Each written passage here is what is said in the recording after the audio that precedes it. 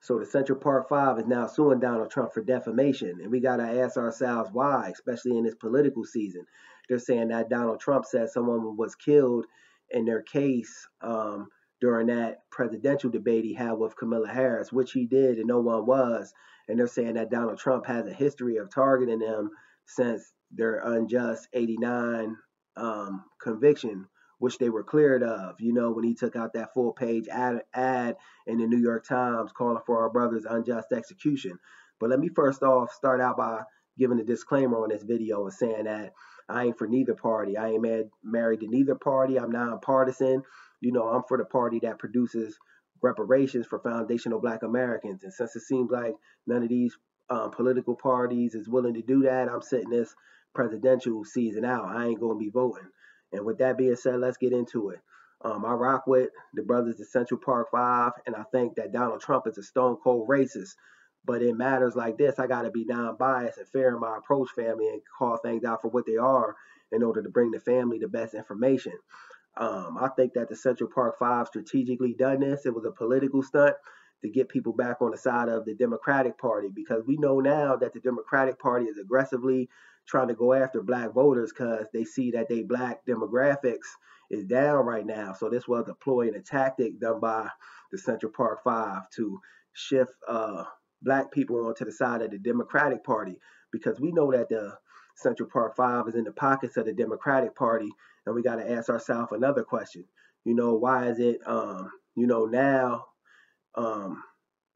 that they coming out with this, and why is it that the Central Park Five is always willing to call out the right side on their anti-Black racism, but willing to let the left-hand side, operate with impunity? And they got anti-Black racism as well. Both parties is complicit in it.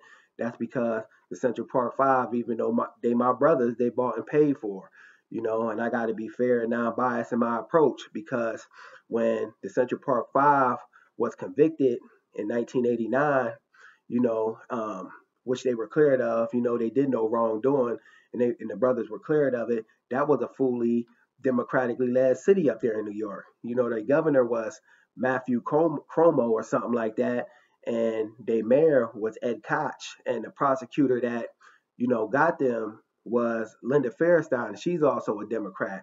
So you see what I mean? We got to be fair and non-biased in my approach. Things are now being done as political stunts, to garner the foundational Black American vote, to get Black people back on the side of the Democratic Party, because they see in large part right now that we ain't rocking with the Democrats. This is why, they got all these entertainers, musicians coming out here trying to co-sign Kamala Harris, because they see her Black voter base is down. And I ain't for neither party, but I feel like Kamala Harris would be actually a detriment to Black society, not an asset, because she's doing things that specifically harm and undermine us, such as this mass immigration being the big one. And we got to just keep our eyes,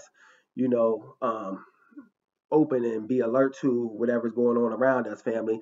We can't take things at face value.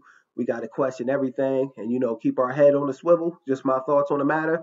But this was damn sure a political stunt on the part of the Central Park Five. Peace.